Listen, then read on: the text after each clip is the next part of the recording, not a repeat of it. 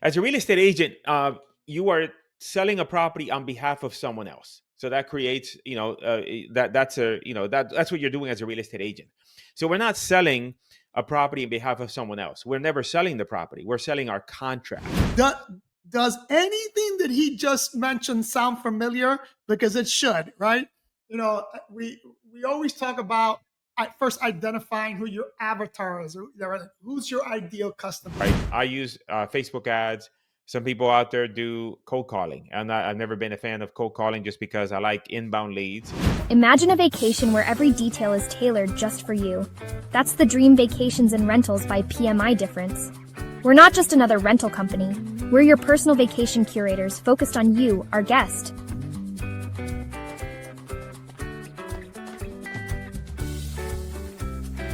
From hand-picked properties to curated local experiences, we craft personalized journeys. Our marketing reaches you with the perfect options, matching your unique travel style. With Dream Vacations and Rentals by PMI, your perfect getaway is just a click away. Visit our website to book your dream vacation today and experience the PMI difference. Welcome back, my beautiful people, to Short Stays, Big Dreams, the podcast where we talk about travel, short-term rentals, and making money through real estate, all without losing our sanity. Or at least that's what we try to do, right? Now, I want you to picture the following, that you're sitting on a beach, sipping on a pina colada, or like me, sipping on my iced coffee because I don't really like alcohol, closing real estate deals, without ever stepping foot inside any house. Now, if this sounds like a scam, well, maybe it's not. Because today's guest, Cris Chico, has been doing it for years. So he is an original OG virtual wholesaler, a true marketing genius, and he's here to spill the tea on how to find and flip properties from your laptop, and no tool belt required. Cris, welcome to the show. Well, thank you so much for that wonderful introduction. And I appreciate, getting the opportunity to talk to you and talk to your audience and spill the beans on this wonderful opportunity that we have available to us with regards to real estate. Awesome, my brother. Listen, before we dive into that, give us a little bit of your background. How did you get started with real estate investing and wholesaling, etc.? So a long time ago in a galaxy far away, I got a degree in accounting. So I did that for a relatively short period of time, and I realized that, hey, I didn't want a corporate job. I wanted to, be an entrepreneur. So my start was as a real estate agent. So I started as a real estate agent, although you don't need to be a real estate agent to do what we do. And then I was selling properties for banks when they took the property over as a foreclosure. And then there was one investor that was buying a lot of deals from me as an agent. And one day he said, hey, why don't you come work for me? And I'll teach you the ropes of the real estate business. And so I went to work with him for a year. And that's how I learned wholesaling. And wholesaling is not really buying properties. We're actually finding opportunities of property owners that are looking to sell their property at a discount.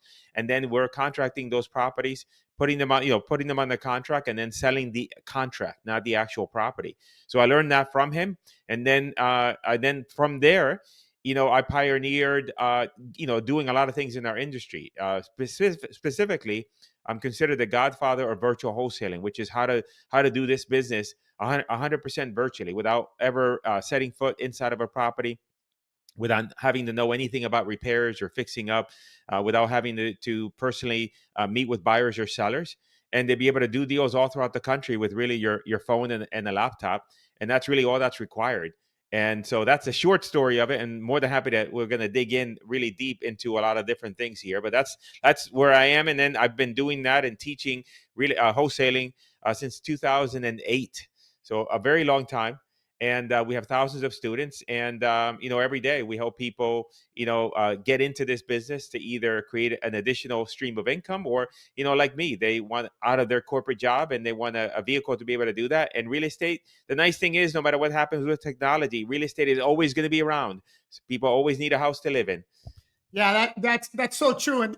And people, that's one of the reasons why I've been dying to talk to Cris for a while, because in this business, and like he just mentioned, real estate's going to be around for a long time. Now, I have a niche within the real estate market.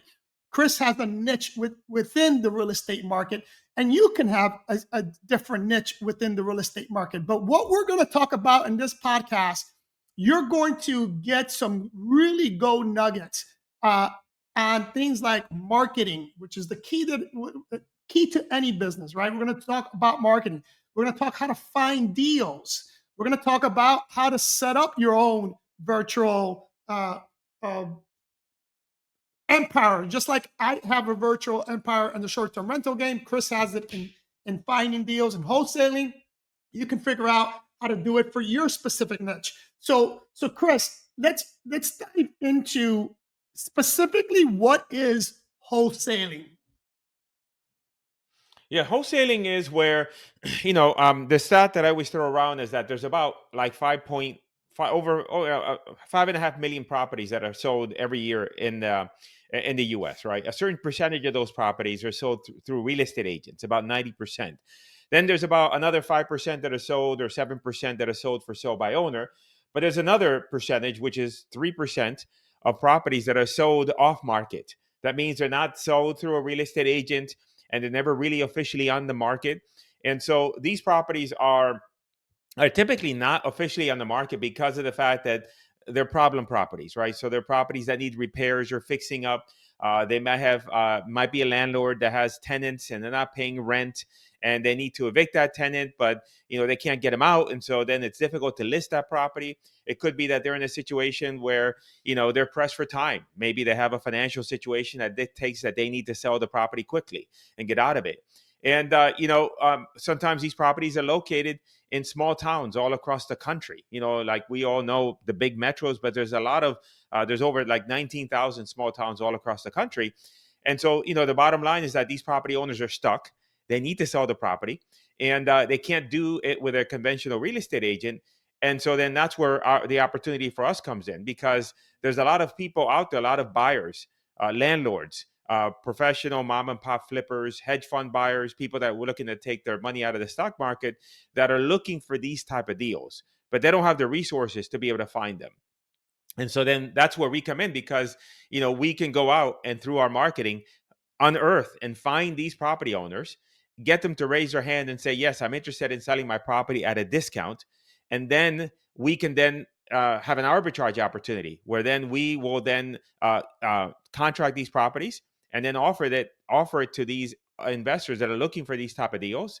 And then we'll make a quote unquote a finder's fee. We'll make an assignment fee, and that assignment fee could be anywhere from a few $1,000s. Our average assignment fee is $15,000, but I made as much as $98,000 on a single deal, just for finding a property owner that needs to sell the property quickly, and then passing that deal along to another investor who actually wants to close on that property. Now, Cris, let me ask you a legal question here. What's the difference between doing a transaction like that with the real estate agent versus doing one with a wholesaler? Well, so the difference is that as a real estate agent, you are selling a property on behalf of someone else. So that creates, that's what you're doing as a real estate agent. So we're not selling a property on behalf of someone else. We're never selling the property. We're selling our contract. So what we have is equitable interest. So by then entering into a contract with that property owner, and we're transparent with them in terms of, hey, we're putting this property in the contract, but we have to make sure that it's approved by our investor partner in that particular area, which is the buyer that we're going to bring in. And so then now we have an equitable interest in that contract, in that property through our contract. And then now when we present that opportunity to our investors, we're presenting them that, hey, we have a contract and we're looking to assign the contract. The underlying asset in that contract is the house. And so that's how it's different than being a real estate agent, because we're actually approaching this transaction from an ownership perspective, not a representation perspective. Does that make sense? No, it makes total sense.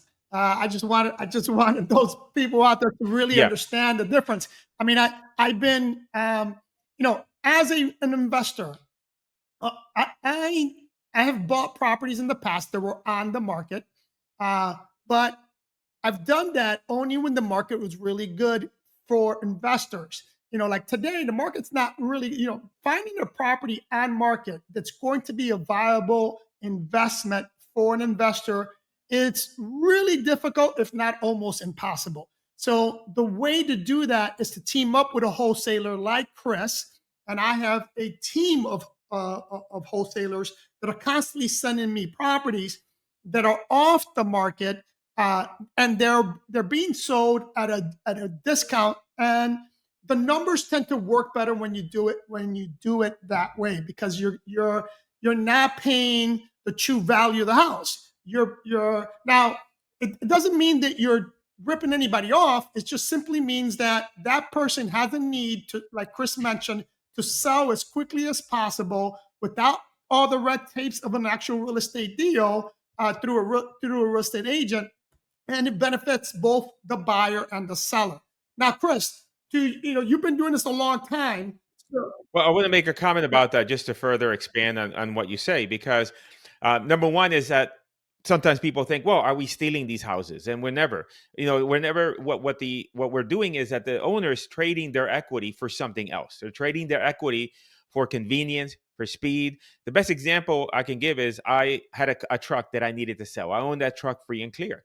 Now I could have taken that truck and put it on the market. I could have gone on Craigslist and advertise it, and then I would have to change the tires. I would have had to fix some of the dings in the paint and all that other stuff. But I didn't want to do it, so I took that car to the dealer, and they went ahead and bought it from me. Now I knew that they were going to go ahead and buy it. They couldn't offer me the same as if I went through that whole process with Craigslist, and I knew that they were going to go ahead and make money from it. But I was perfectly okay, because I was willing to trade that equity for the convenience of them being able to do the transaction quickly, for me to just walk in, get my money, and get out. So that's the same concept here. They're trading their equity for something else, and you're giving them the ability to transact in a way that they would not have otherwise been able to. And with some of these properties, there's other issues that are there that, like, for example, I'll give you an example where sometimes we contract with a property owner that needs to stay at the property after the closing.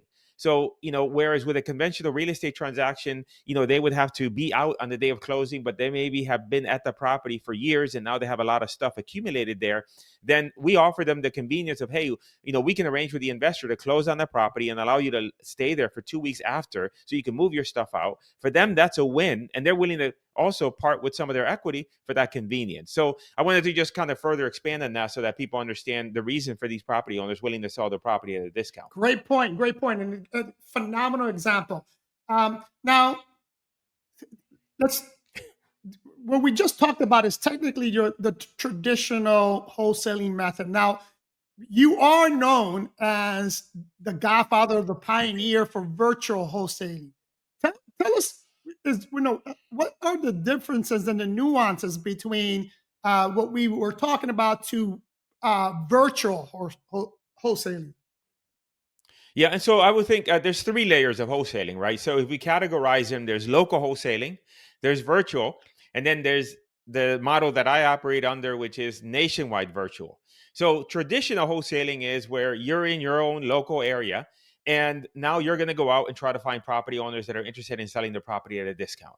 However, you're at the mercy of your local market, and as you know, all the markets are different. Like right now in Southwest Florida, there's a ton of inventory. That means that, maybe it might be harder to get deals in that market or find good deals.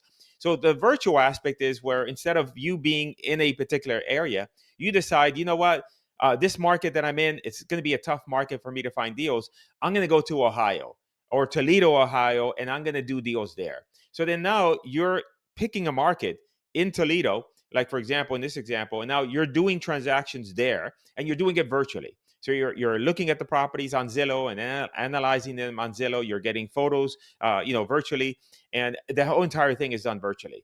The next layer, which is what also I pioneered, would be nationwide, where rather than being on one market, then you're opening yourself up to doing deals all across the country. And again, in order for us to be able to do that, we have to change also how we market, and we can get into that, which is now we're using online marketing. We're doing online marketing. We're running advertisements all across the country, and we're getting people to raise their hands and in locations that we maybe have never even done a deal in. Like, for example, we recently did a deal in Enid, Oklahoma.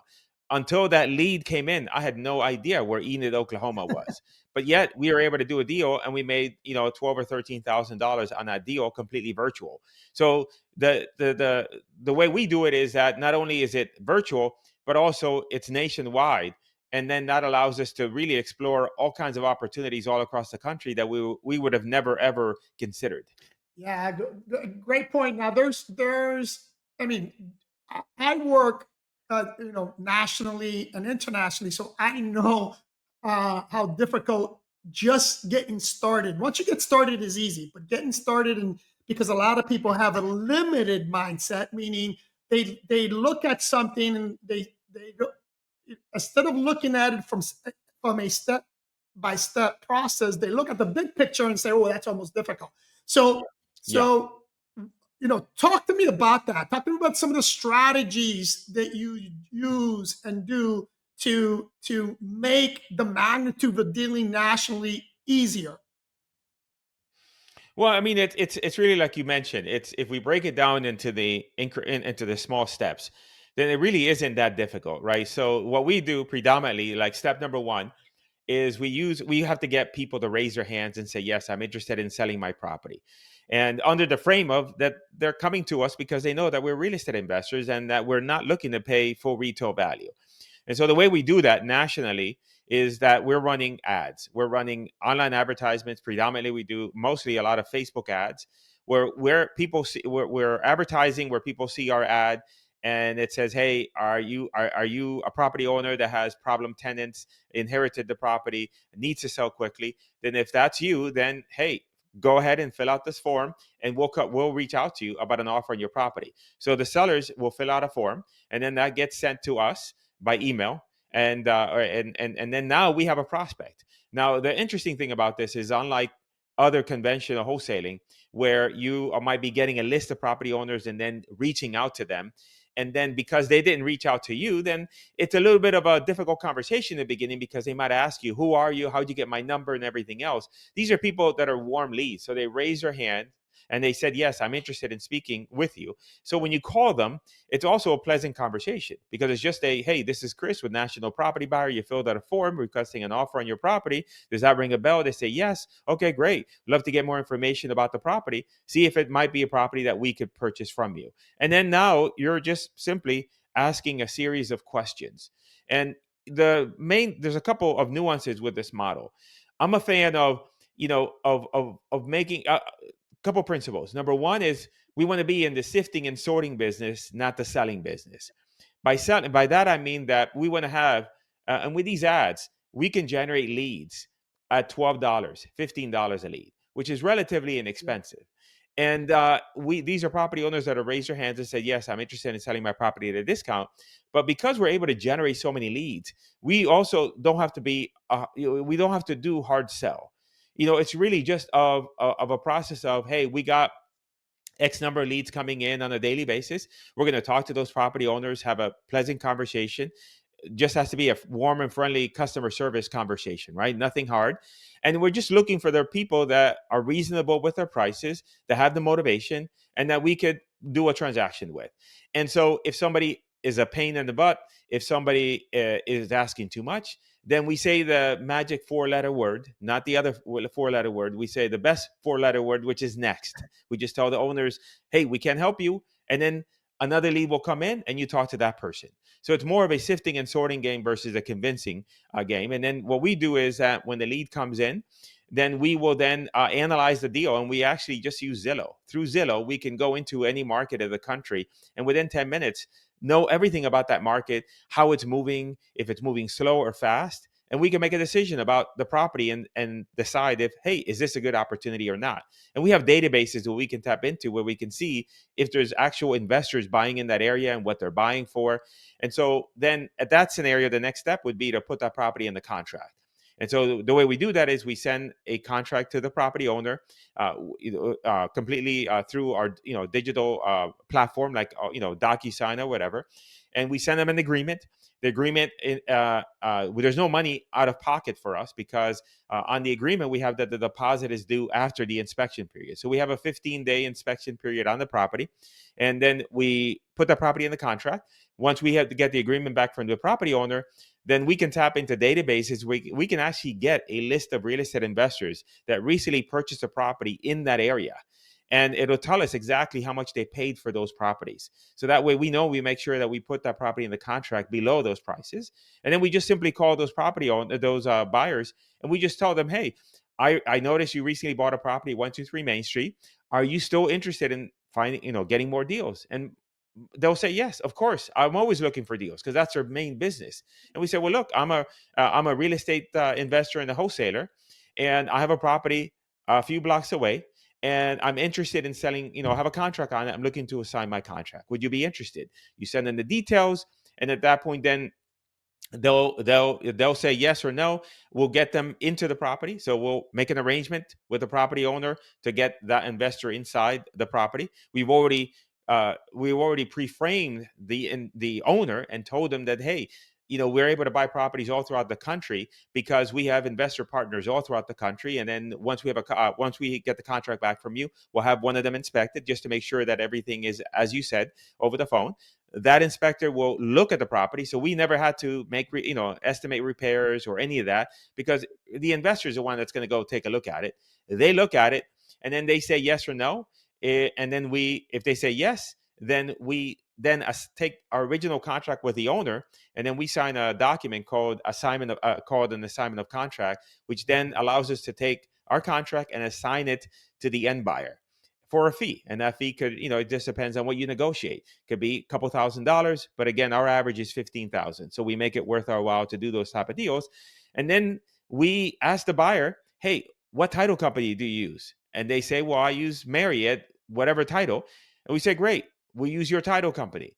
And because they're an experienced investor, then we know that it's going to be an investor-friendly title company. So we send that title company all the paperwork. And then 2 or 3 weeks later, the investor ends up closing on a deal.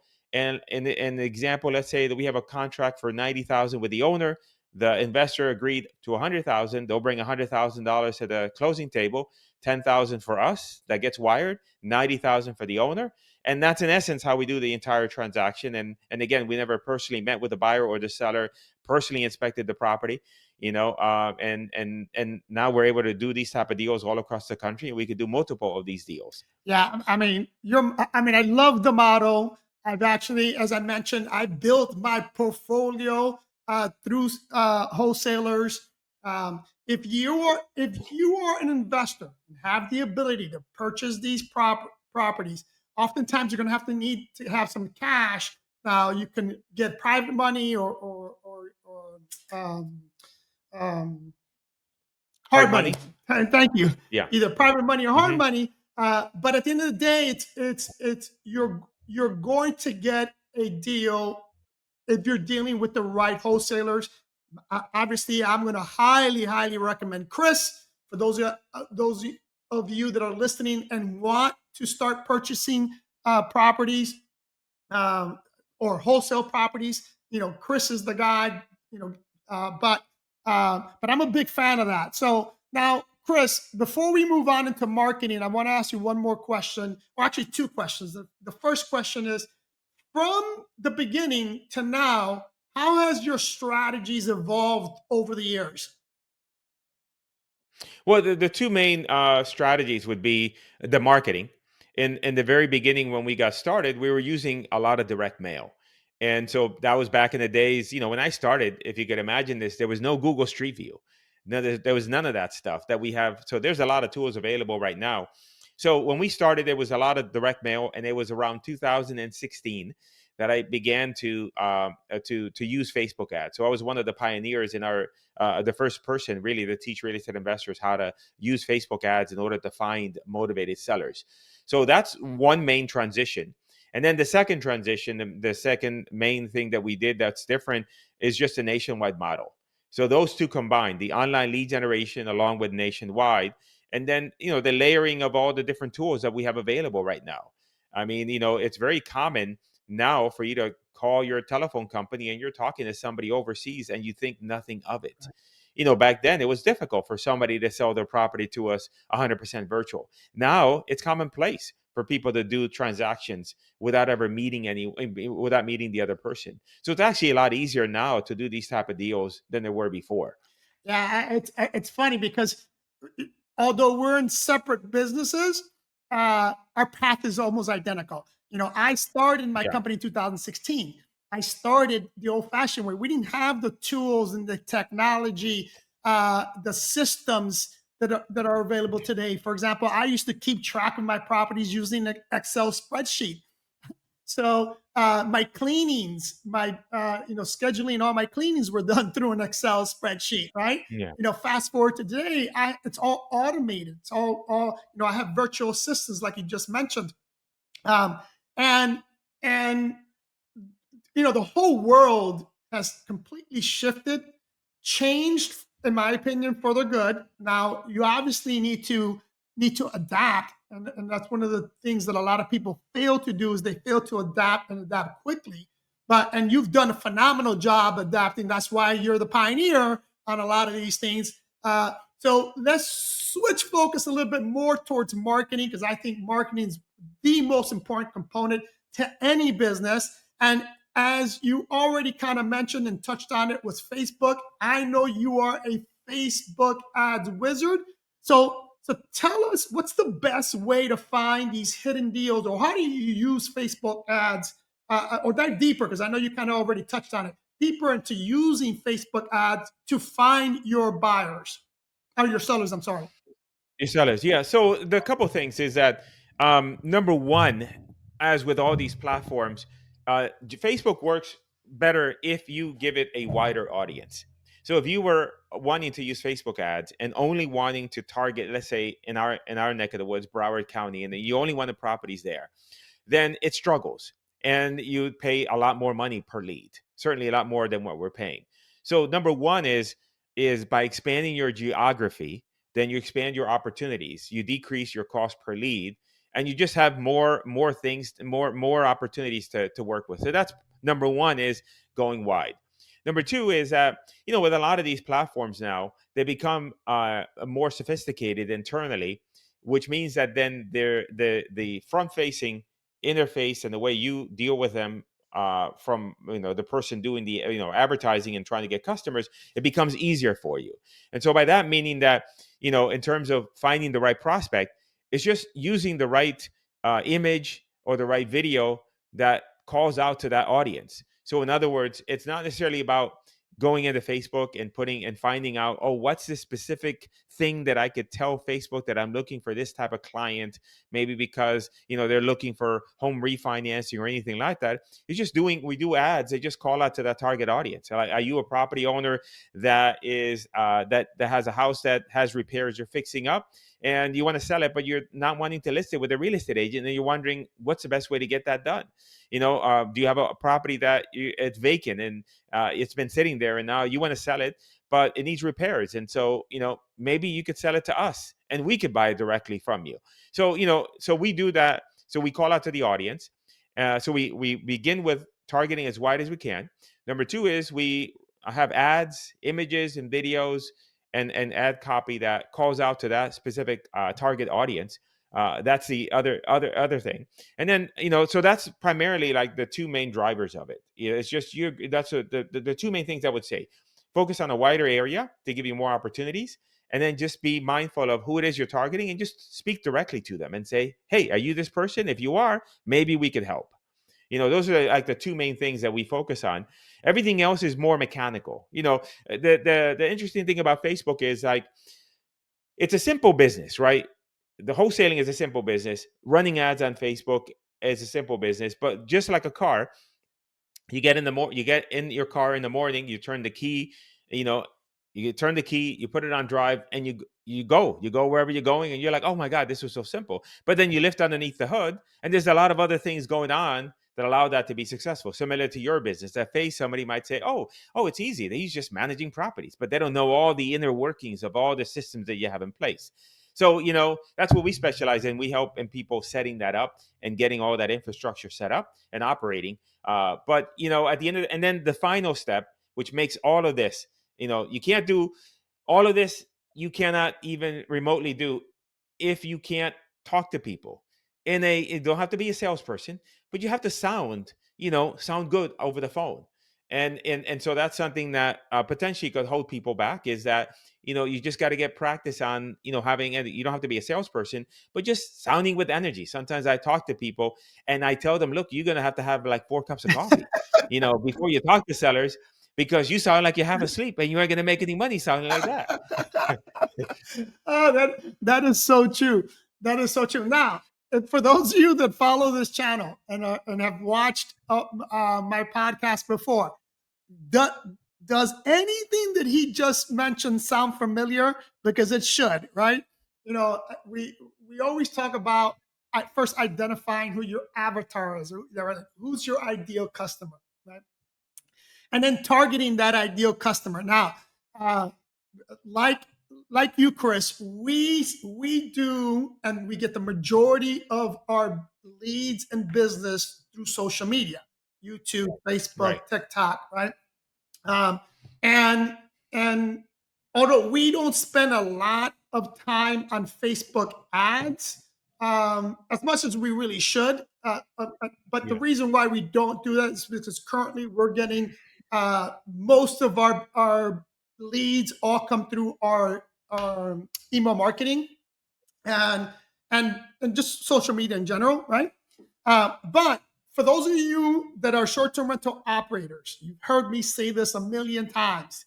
Uh, you need to really understand how to market your property through social media, period. Forget, this is 2025, people. If you're still sending out mailers, which is fine, but it's not the ideal. You can invest your money and your time and your effort on social media because you're going to have a broader reach. It's not going to be as expensive. The leads you're going to get are going to be what we refer to as warm leads, right? Cris talked about it. That once they're raising their hand to talk to you. Unlike sending out a mailer, they're not asking for that mailer. Yeah. People get that mailer, and although it used to work really well in years past, but it's been overplayed. People now, whatever comes in, it's 90% of the mail is junk mail anyways. They simply throw it in the trash, don't even look at it. But when you're constantly showing up on their Facebook feed, on their Instagram feed, on their TikTok, people are going to know, they're going to recognize you, and they're going to reach out to you. So Cris, besides Facebook ads, what other social media marketing do you guys do? Well, I mean, we do them all. I mean, we do Facebook ads. We also do TikTok ads as well to find motivated sellers, and we also do Google. And by Google, there's a lot of different nuances with Google, such as search, different campaign types, YouTube, demand gen, performance max. Generally speaking, however, most of our clients start with Facebook because it is the easiest platform to learn and understand, and also is the most forgiving with regards to a budget. A lot of times with our customers, they can start with as little as $20 a day in order to generate leads, for their wholesaling business. Whereas the other platforms will require a bit more of a budget. If you're starting out with TikTok ads, then you might need, a budget is more like 1,000 to 1,500. If you're with Google, then you're looking at more of 2,000 minimum, 2,500.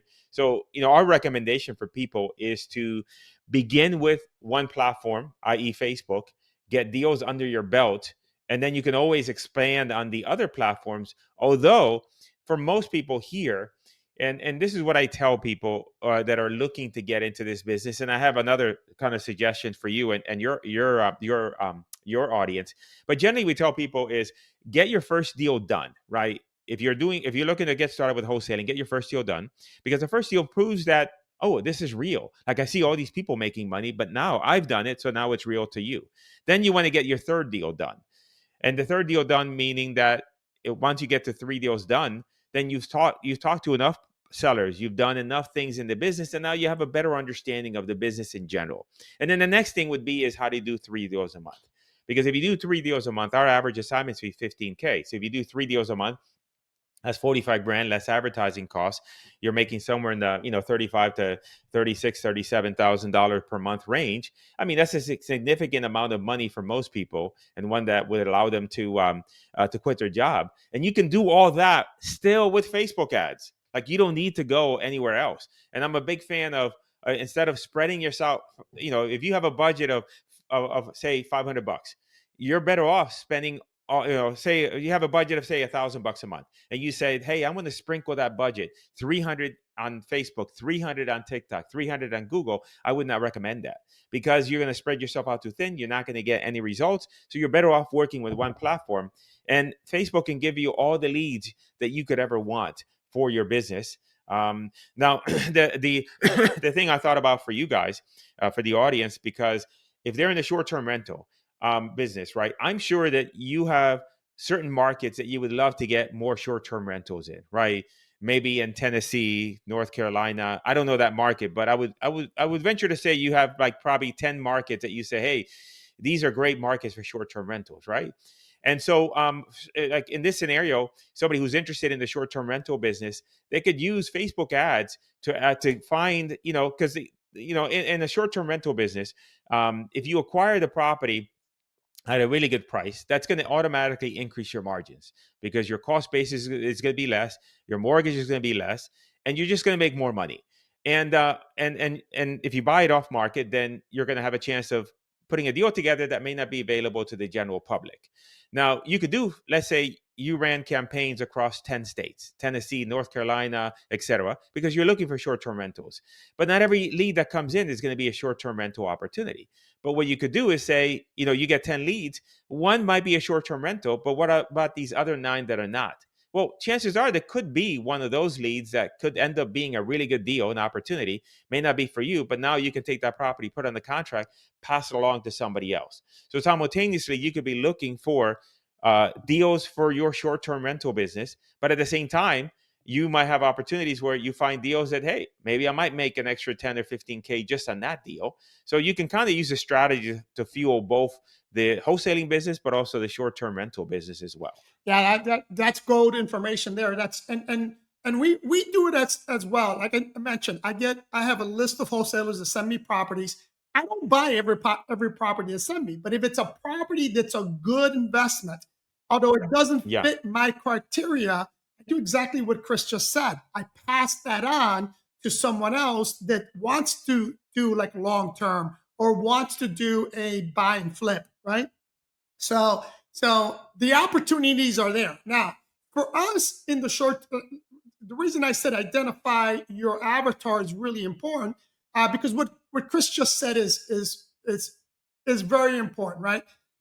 And I agree with him that you should focus and master one platform before you move on to other platforms. And Facebook is definitely the easiest. Now, for us, because we're more in the travel side, and right now our main goal is to, we have enough properties, but I need to fill those properties with guests, right? With people booking those properties. So we focus a lot on acquiring guests, which eventually those guests can turn into investors, and they can turn into buyers.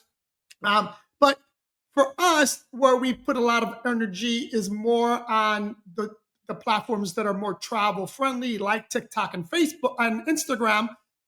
Although we do Facebook a lot, but I mentioned in the beginning, I don't do a lot of ads on Facebook or use Facebook ads. But we do a lot of marketing. Now, we don't do a lot of paid marketing on Instagram and TikTok, because fortunately for me, I do have a decent following, and I can just do a regular video, put that up. We do a lot of collaborations, like this is a collaboration with travel influencers that connects me to their audience. And that in and of itself is an ad, right? So I get what I'm looking for. But for those of you out there, if you're looking to get into wholesaling and looking to buy properties, then 100% what Cris just said is correct. Focus on Facebook, focus on Facebook ads, put all your money there. Now, if you have a huge budget, then okay, spread that out. But really master a particular platform first. I tell new short-term rental operators that are getting into the game, when they hire me to consult and help them run their business, I tell them the exact same thing, right? Don't start advertising on multiple OTAs until you master a specific OTA. And today, the number one OTA is Airbnb. You should really know the ins and outs of that particular platform before you move on to the next. Because if you don't do that, you're going to make mistakes, and mistakes cost money in this business. So let's move on, and let me ask you another quick question in terms of actual marketing. What areas, or let's talk about actual deals themselves. Where do you see the current real estate market? Where do you see it, and where do you think it's going to be in the next year or two? I mean, I think, and this is not a political comment, but in general, I mean, I think that whenever you have an election and then there's a bit of sentiment in the market with regards to how they feel the economy is going to move, and that in itself creates confidence. So what I see here is, what we've been seeing is that the people are very bullish, and generally people, the benefit that we have is that we're in the real estate industry. So the real estate industry is always a big driver of the economy. And people are always bullish on real estate and the opportunity that it provides. So I believe that, over these next couple of years, I think that the market is going to be very robust. I think that, as with everything, real estate there's two layers to it. There's the general big picture, but then every market is individual, right? So like, for example, you might have a market like in Southwest Florida where there's a ton of inventory. And so therefore in that market, if you have a lot of inventory, a lot of Airbnbs potentially, then you have to be mindful of, like, there's a lot of competition. But at the same time, there are other markets throughout the country. Like, I'll give you an example. There's a market that we looked at recently. We were looking at some deals in Toledo, Ohio. I mean, I've never been to Toledo, Ohio. I don't plan on being on Toledo, Ohio. Nothing against people that live there. But when I looked at that market, I was surprised and shocked at how robust that market was, how many properties were pending on the market relative to the active inventory. So I think in general, real estate, I'm very bullish on real estate, with the asterisk that everyone does have to look at individually what's happening in that market. So then that way they make the right decision, in that micro decision. Because at the end of the day, if you're going to have an Airbnb in one area versus another, then you want to make sure that, hey, there's demand and you're going to be able to, rent it appropriately. You're going to get good amount of money for it, and that there's not a glut of inventory there. So I think that there's a macro, I'm very bullish on the macro, always being mindful of the micro, and every market has to be analyzed independently of each other. Yeah, I mean, I can't agree more with that statement. For us on the short-term rental side, one of the things that we have noticed in the last year, maybe a little bit longer, is specifically what you just mentioned, right? We don't like today. I'm not investing in major metro markets. I'm not investing in Miami. I'm not investing in Fort Lauderdale. I'm not investing in let's say Nashville, Tennessee, Gatlinburg, right? Because of the oversaturation in the short-term rental space. Now, if a deal comes across my table and it's a good deal, of course, I'm going to go ahead and take that deal and buy it. But it has to be a phenomenal deal for me to do that. Yeah. But where we are heavily investing is on secondary markets, like Cris just mentioned, Toledo, Ohio, right? We are heavily investing in secondary market and more on the development side, right? If you follow the channel, you know that we recently purchased a vineyard in South Georgia. We're redoing that vineyard to create a phenomenal guest experience through using tiny homes, geodomes, that type of luxury, higher end properties, but on a small scale, right? I'm not looking to purchase a 10-bedroom mansion, because that's not where the market trends are shifting to. They're shifting more towards the secondary markets. I'm not the only one doing it. Most of us in the industry that are knowledgeable and are in this space are also doing the same. That's why you're seeing all these glamping sites popping up, because that's where people are shifting to when they're looking to travel. You know, if, for example, I talked about this a lot recently. Let's just take Europe, Spain, for example, right? There's a big battle going on right now with over tourism as Spain sees it, right? They're not, they're really becoming anti tourist or tourism, right? Mhm. They're increasing the vet tax for tourists. They're restricting short-term rentals. And we're seeing those restrictions throughout Europe and throughout the US. So regulation plays a big role in my business. And although for us, because we're such a large company, it doesn't hurt us as it will someone starting out today. So, but if you go to these secondary markets, like for example, my property in Georgia, the funny part is, I'll tell you a quick story. I went to the county and I said, "Hey, I'm going to be building these small cottages on my vineyard. Can you direct me to the permitting process?"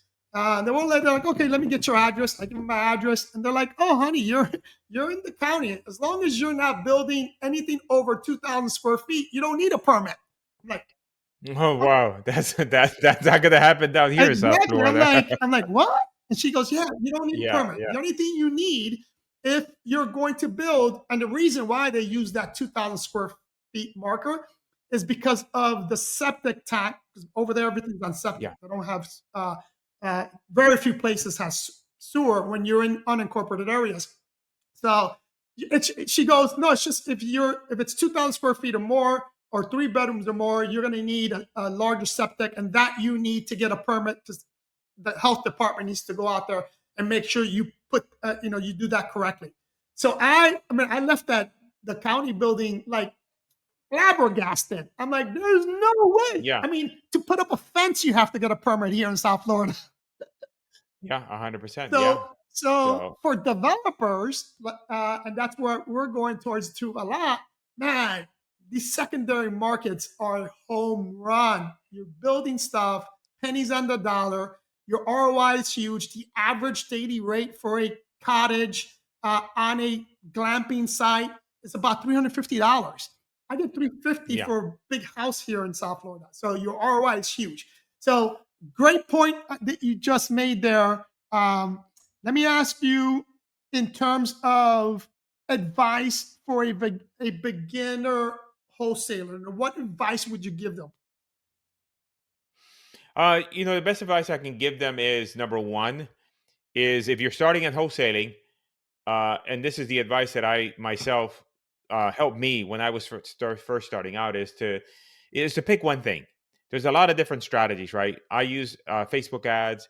Some people out there do cold calling, and I've never been a fan of cold calling just because I like inbound leads. But one of the things is figure out a strategy that fits the way you like to work, right? I'm not a sales guy. I'm speaking with you here, but generally speaking, I prefer warm incoming leads. I want to be able to do things virtually. So you pick a model that you feel best fits in the way that you want to work. Especially if you have a full time job, you incoming leads are really great for you. Number one, so that's number one.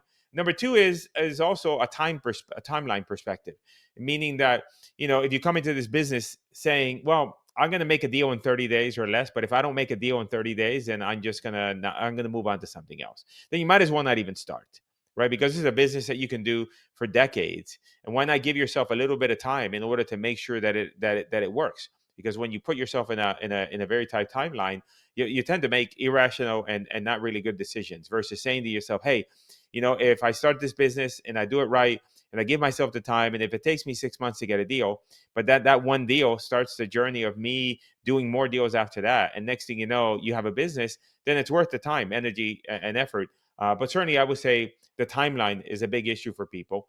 So those are like the two biggest pieces of advice. And then the last one is find someone that you feel that you can resonate with to help you, if you're going to get somebody to help you. I mean, some of you might be listening to me here and say, oh my God, that guy Chico that you had, every time I hear his voice, I want to stick pencils in my ears because it's so horrible. Then I'm not one to work with, right? Maybe you, but find somebody that you enjoy working with, that you feel like, yeah, I like this person. I think, I can listen to them and have them coach me, and then, figure out how to, I'm a big fan of and I invest in myself all the time. And shortcutting, similar to people come to you for help. They come to you for help because of your expertise and your ability to shortcut and eliminate mistakes and the pain and suffering that comes with a lot of trial and error. So I would say, be open within your budget of what help you can get, so that way you can make sure that you can get success without a lot of the pain and suffering that you would normally have on your own.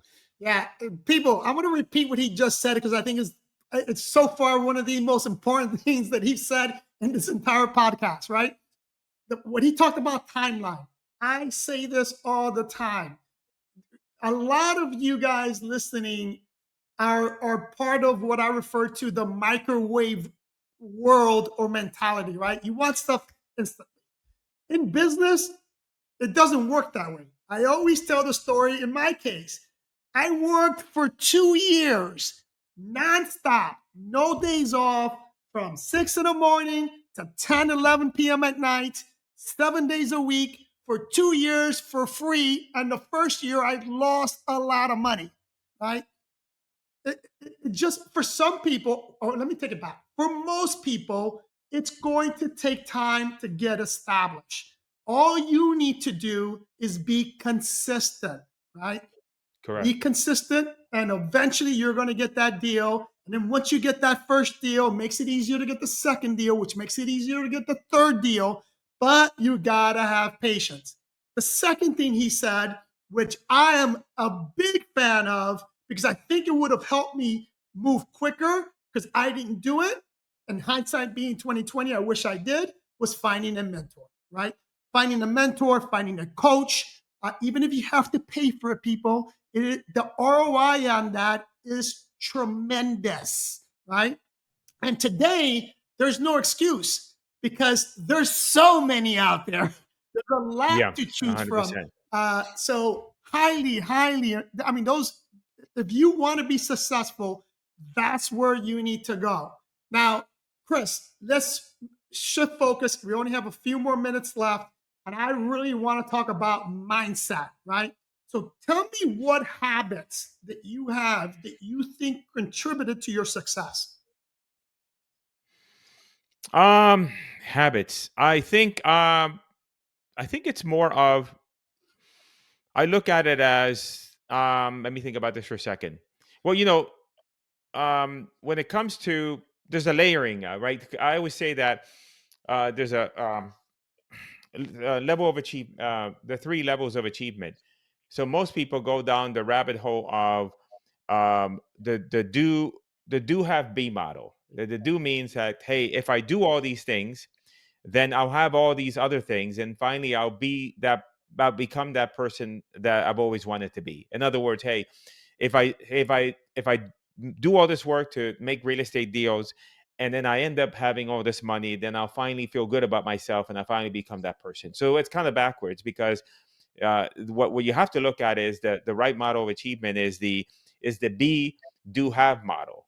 And the be do have model means that you become that person today, which allow you to do everything you want to do or need to do in order for you to be successful. And you'll have everything you want, but the being is the one that is first.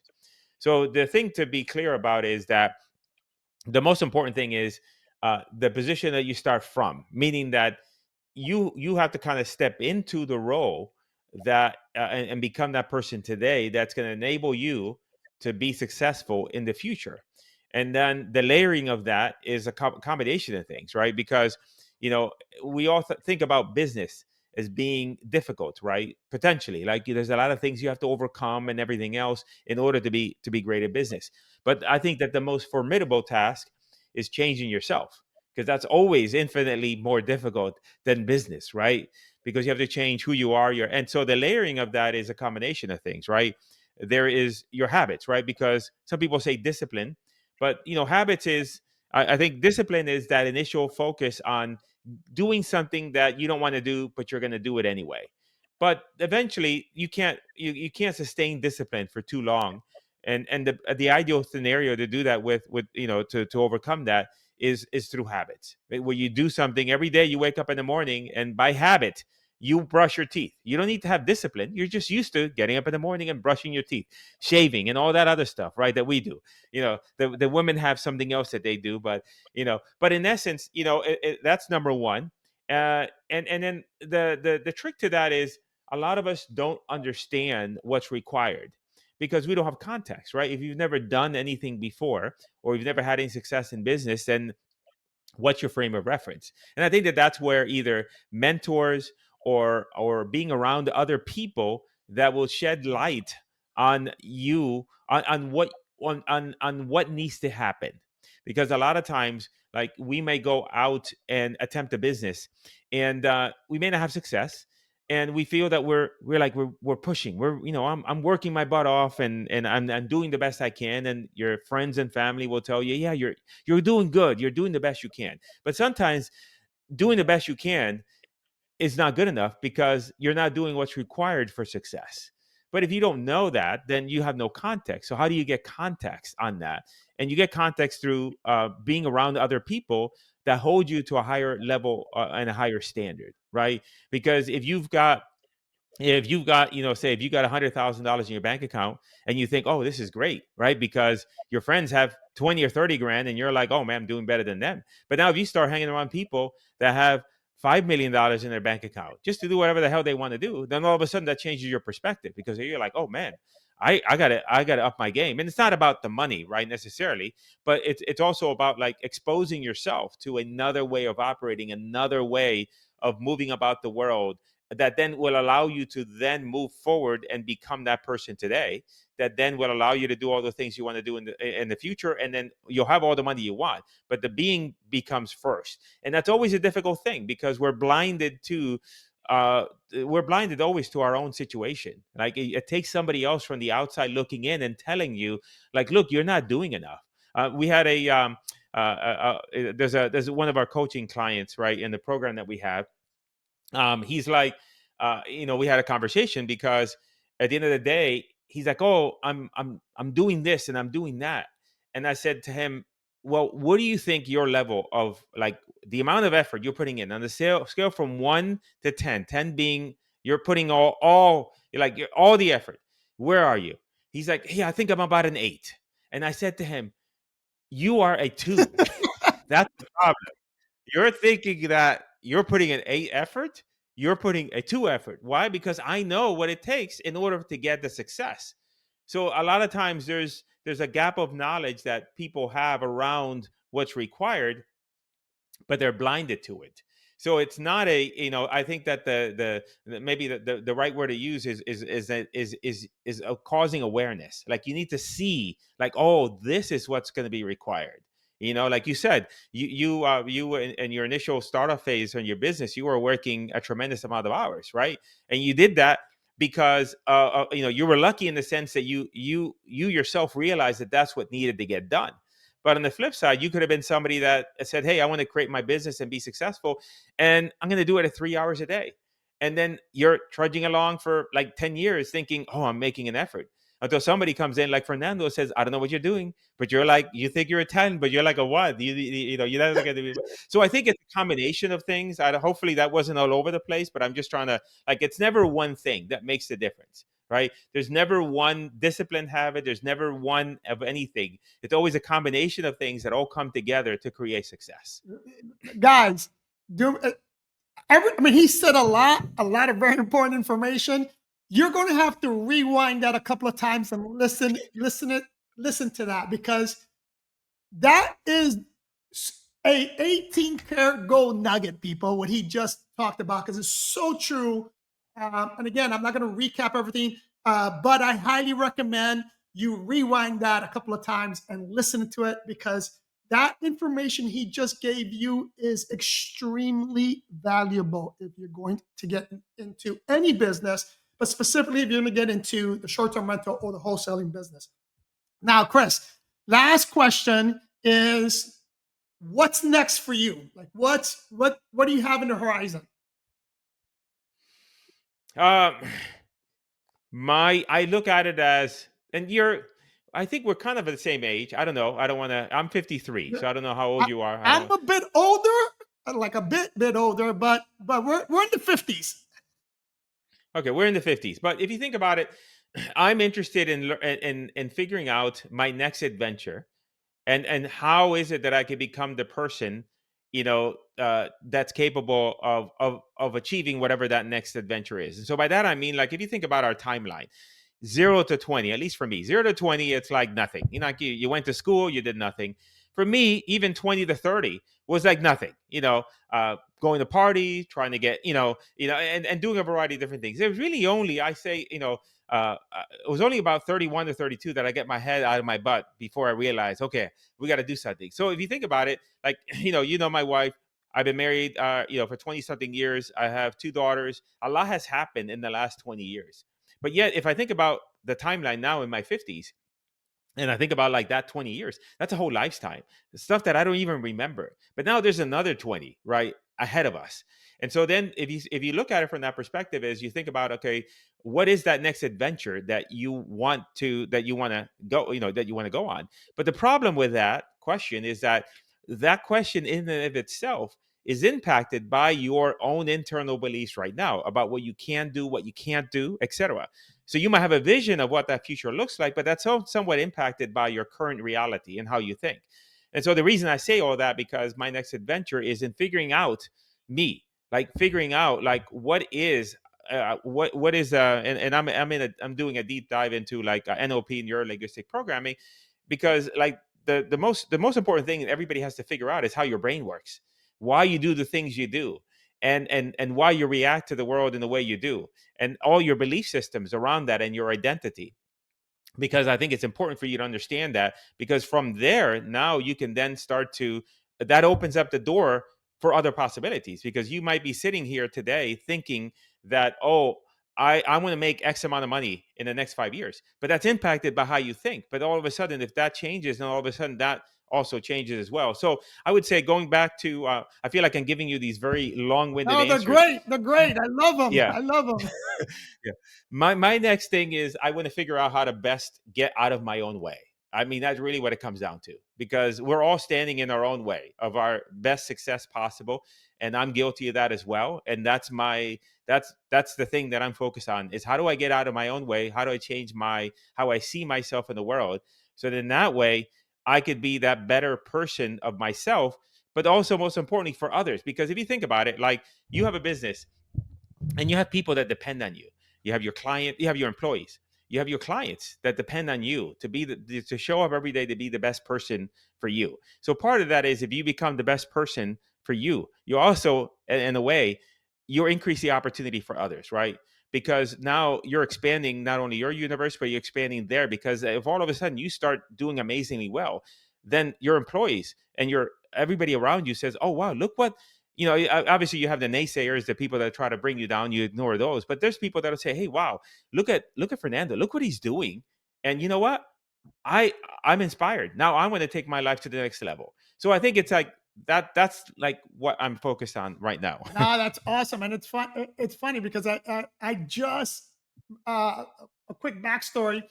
I just recently found out that I'm going to be a grandfather, and when my son told me, hey, we're having a baby, like, I had to do what you just did. I sat down, and my whole world like completely changed the way I was thinking.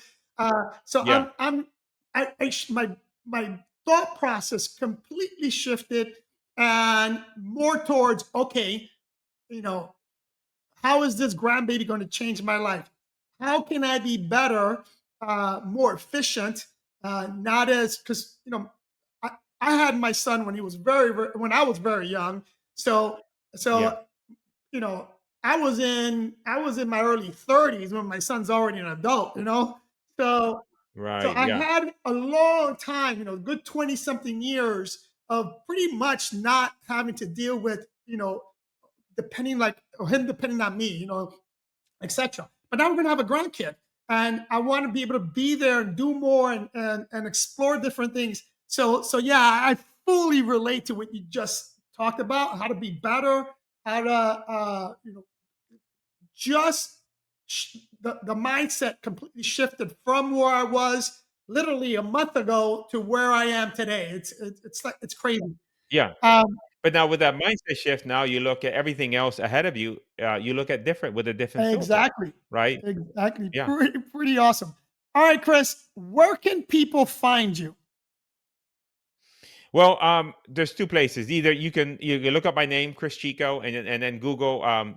It's Cris Chico without an H. So CrisChico. You go to my website, or you can look for me on YouTube. If you want to find out more, I've got a YouTube channel. You can look for it under my name, and we have a ton of content and videos on exactly what we do with wholesaling. So that might be a good point, a good starting point for everyone here if you're interested in wholesaling, and that way you'll get a chance to learn more about it. And then there's always a link in the description that if you wanted our help and you wanted to explore us working together, then that possibility is also open for you. Awesome. Yeah, look, guys, again, um, highly recommend Chris. If you're not even looking, let's say for example, you don't really want to do wholesaling, but you want to become an investor, reach out to Chris. He's got tons of properties that come up.